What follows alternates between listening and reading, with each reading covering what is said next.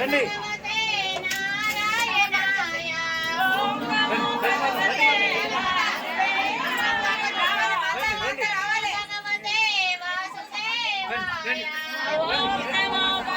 సంవత్సరాలు వెళ్ళి 17 సంవత్సరాలు అవుతుంది.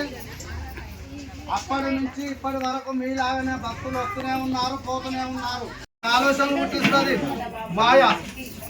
వాడి ఫోన్ పక్కపండి ఫోన్ పోయిందనుకో సైలెంట్ గా జేబులో పెట్టుకోవాలి. పక్కపంటి పైసలు పోయినాయనుకో సైలెంట్ గా జేబులో పెట్టుకోవాలి. పక్కపంటి ఇల్లు కట్టిండు అనుకో అబ్బా వాడు ఎంత పెద్ద ఇల్లు కట్టిండు రావాలి.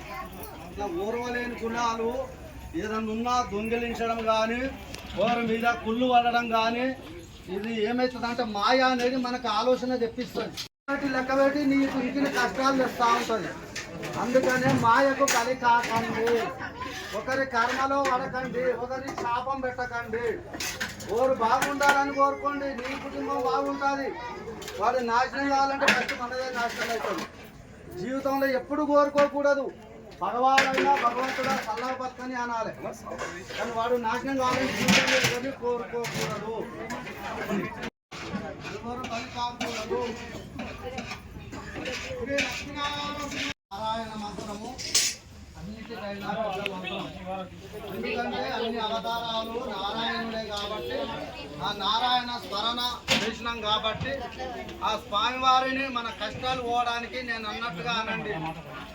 శ్రీహరి కేశవ మాధవ గోవింద గోపతి లక్ష్మీపతి లక్ష్మీప్రియ కమలనాభ పురుషోత్తమ ఆదిదేవ వరహ మాధవ మధుసూదన శ్రీమన్నారాయణ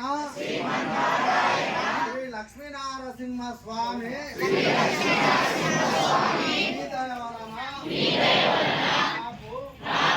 ఆర్థిక ఇబ్బందులు లేకుండా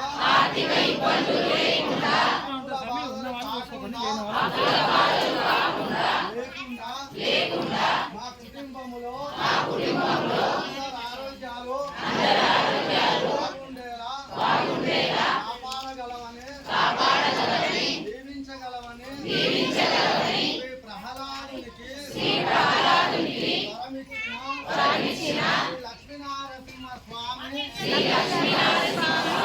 మాకు వరమివ్వగలవని మీకు ముడుపు వేస్తున్నాము. అంటే ముడుపు వేస్తున్నామంటే ముడుపు కట్టిన వాళ్ళు మీకు ముడుపు అన్న కూడా మనం భక్తితోటి మొక్కినా కూడా ముడిపే.